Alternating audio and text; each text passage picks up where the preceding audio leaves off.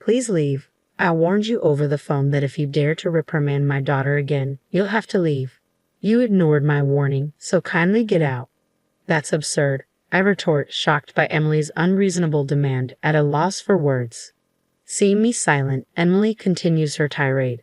You're just my brother's wife, an outsider. Stop pretending to be part of our family. Hearing these words from Emily shatters something inside me. I had endured her verbal abuse and her daughter Olivia's selfishness, thinking they were family. But now, all the things I did with their interests at heart have been entirely negated. I have no reason to respect Emily and Olivia anymore. All right, I'll leave, I reply calmly and start packing. Emily and Olivia laugh heartily at my situation, but they won't be laughing for long. I think this as I gather my belongings.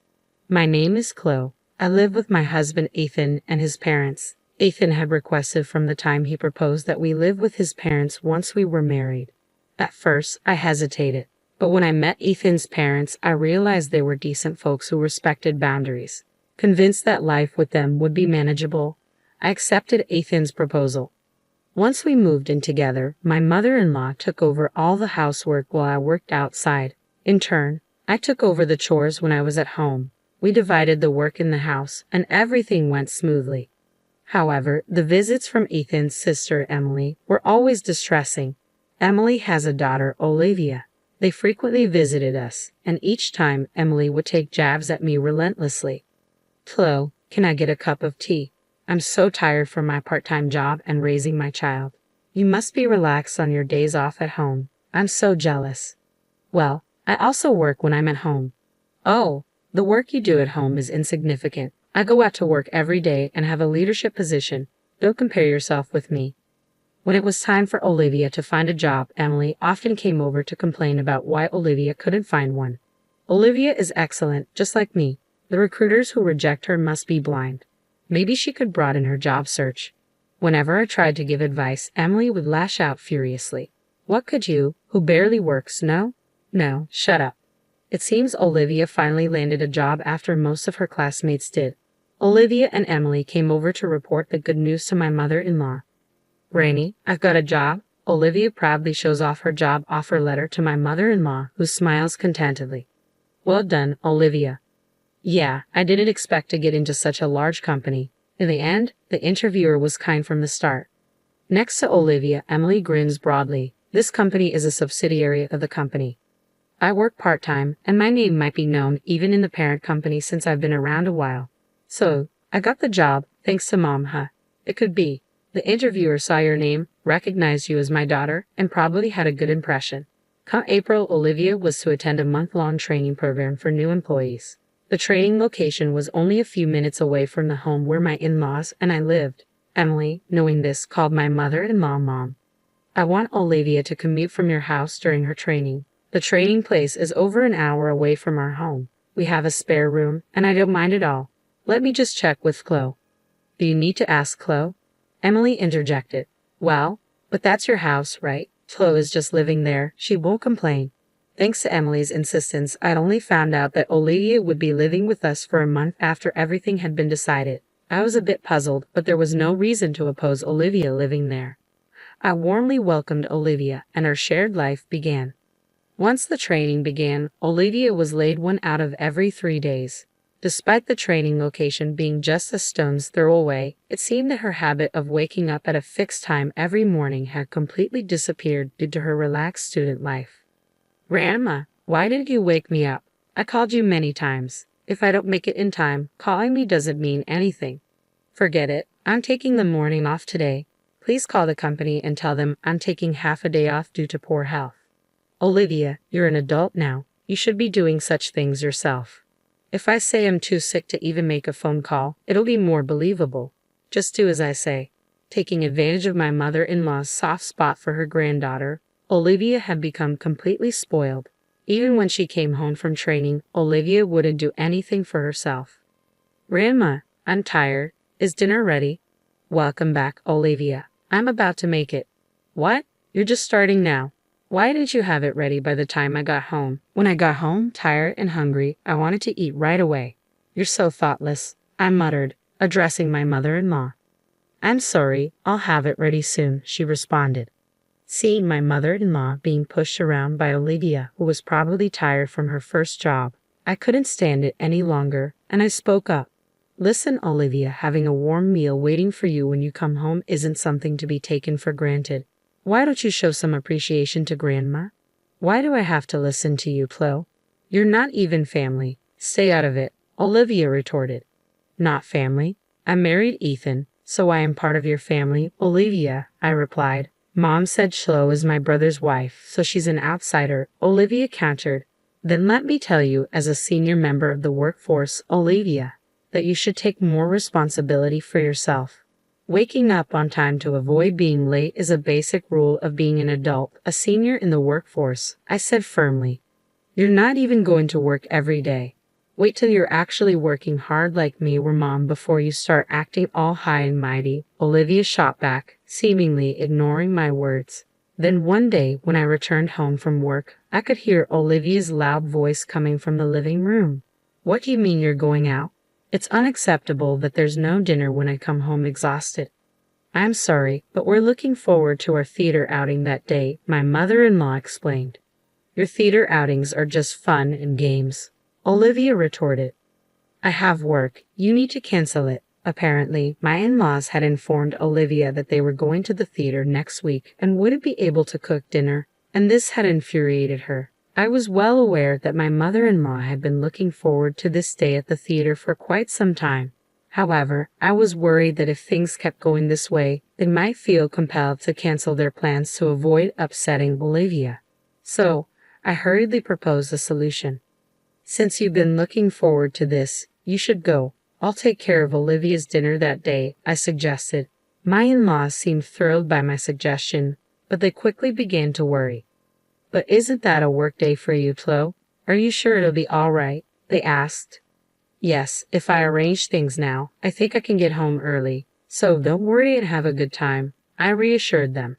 On the day of the theater outing, I left work early to come home. My in-laws happily left for their event. After seeing them off, I did some shopping for dinner and waited for Olivia's return. As always, as soon as Olivia came home, she lay down on the couch and waited for dinner. Oh, I'm hungry, Chloe. Hurry up and get cooking, she demanded. Olivia, let's cook together today, I suggested. At my words, Olivia jumped up from the couch. What? What do I have to do?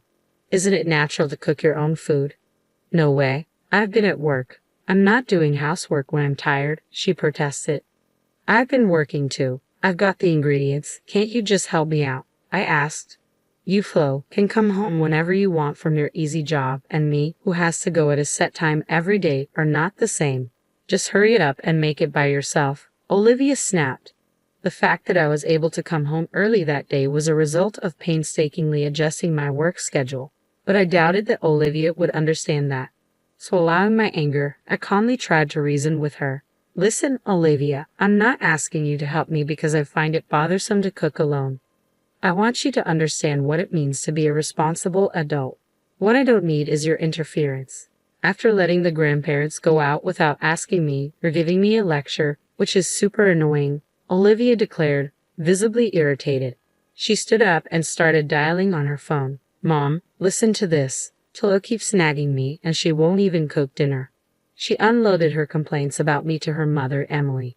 Once she had said her piece, she handed me the phone with a triumphant smile. Mom wants to talk to you, Chloe. As I took the phone, Emily shouted angrily, Listen here. Who do you think you were talking to my daughter like that? As my son's wife, if you continue to cause problems for my daughter, I'm going to ask you to leave that house. It's not about causing problems. All I wanted to do was impart some sense of responsibility to Olivia as a working adult, I defended. So, you're trying to lecture on being a responsible adult, Chloe. You're not even a full-time employee. How can someone who is hardly needed by the company afford to be so cocky? Emily retorted. How can you say I'm not needed, Emily? When you've been around as long as I have, you can tell at a glance who's capable and who's not. I've made sure to see off many a dead weight, I countered. Without a second thought, Emily added, Just go and prepare dinner for my daughter, and hung up the phone. Olivia, sitting next to me, smirked as she looked my way. You'd better not oppose my mom, Chloe. There's no one at work who can even admonish her, so get to making dinner already. With that, she sprawled lazily on the couch again. This mother and daughter pair. There's no reasoning with them. Left with no choice, I sighed and headed to the kitchen to prepare dinner. As I began to prepare the meal, Olivia nibbled on the food I had prepared and complained under her breath. Once she finished eating, she abandoned her dishes and headed back to the couch to watch TV without so much as a thank you. Hey, Olivia, at least clean up after yourself. I tried to remind her, but all I got was a bored look from her. Suddenly, the doorbell rang, and to my surprise, it was Emily. Why are you here? I asked. To my surprise, Emily casually replied, it seemed like you didn't quite get the message over the phone, Chloe, so I thought I'd come over and tell you directly. Excitedly, Olivia reported to her mother, Mom, listen. Just after you warned her over the phone, Chloe started lecturing me again.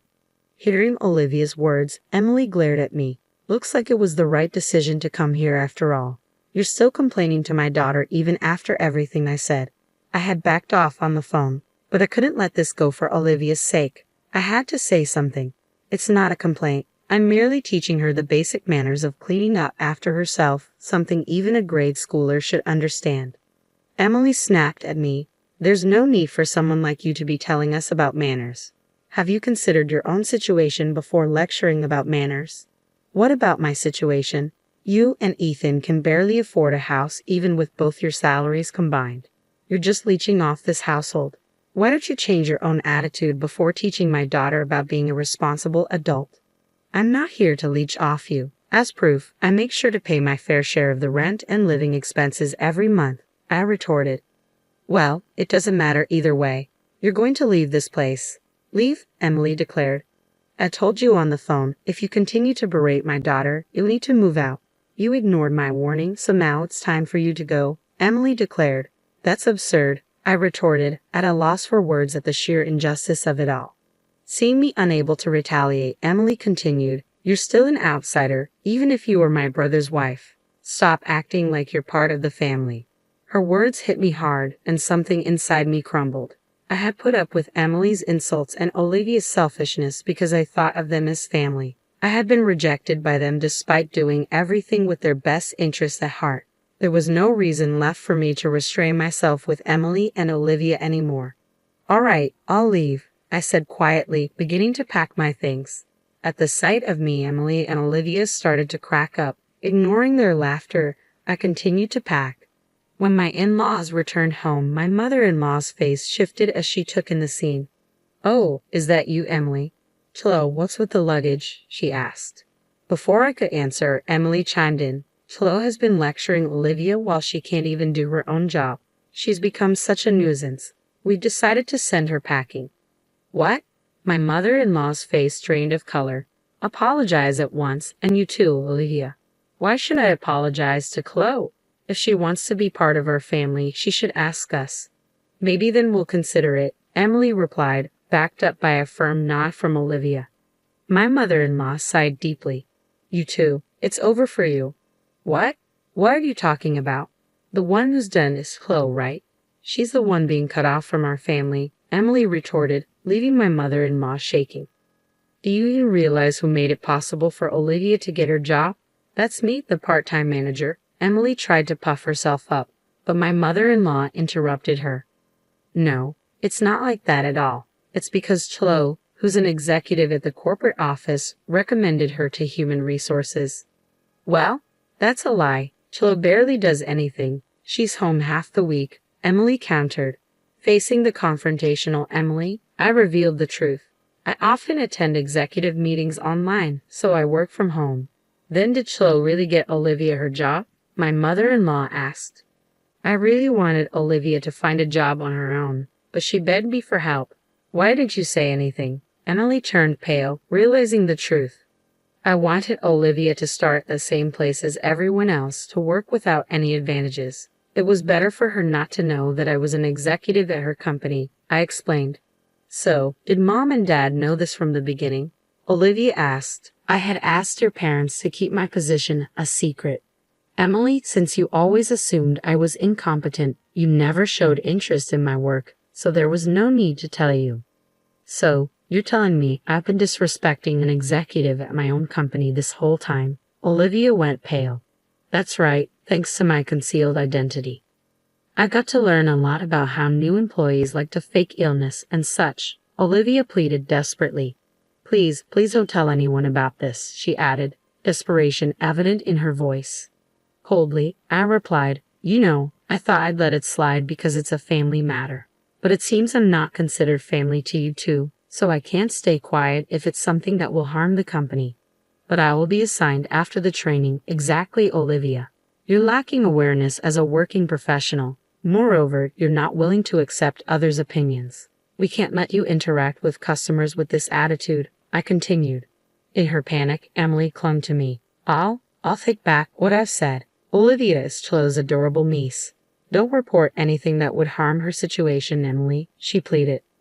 Don't you think you should worry about your own role?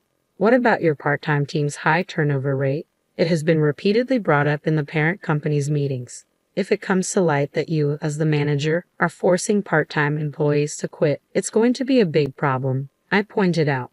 Emily's face tightened as she remembered her own words. Wait, that's a misunderstanding. I was just guiding the unproductive part-timers, and then they quit on their own. I'm not responsible for this, she protested. Well, that can be investigated. We have a meeting next week with your company's board members. We'll report this and have it thoroughly examined, I informed her. No way. My hard-earned managerial position. Emily trailed off. Afterward, I decided not to leave the house after being persuaded by my mother-in-law, but I did report Olivia and Emily to the company. Olivia ended up attending a training center in the mountains for retraining for 6 months, while her peers were assigned positions one after another. It seemed she was thoroughly drilled on the basics of being a professional, I recounted. Emily's workplace underwent an audit at my direction with complaints from other employees and testimonies from those she had forced to resign. It was found that Emily was using her position of authority to cause a lot of stress to those around her. As a result, Emily was fired, I continued. Emily seems to have started a new job to cover her living expenses. However, since she's only ever worked at one place before, she's having a hard time getting the hang of her new job. Despite this, she still acts high and mighty and seems to be on the verge of getting fired from her new job as well, I added. At this rate, her life will likely continue to be difficult. On the other hand, I continue to live peacefully, sharing household chores with my in-laws as usual. This incident seemed to have taken quite a toll on my mother-in-law, I reflected. Chloe, I'm sorry because I've spoiled Olivia and Emily. I made you go through such unpleasant experiences, my mother-in-law apologized. No, it's fine. I was happy that you stood up for me, I reassured her. Having had a good talk with my in-laws, I feel that their bond is even stronger than before. Even though my sister-in-law turned out to be a challenge, I look forward to continuing to live with my mother-in-law, maintaining our good relationship, I concluded.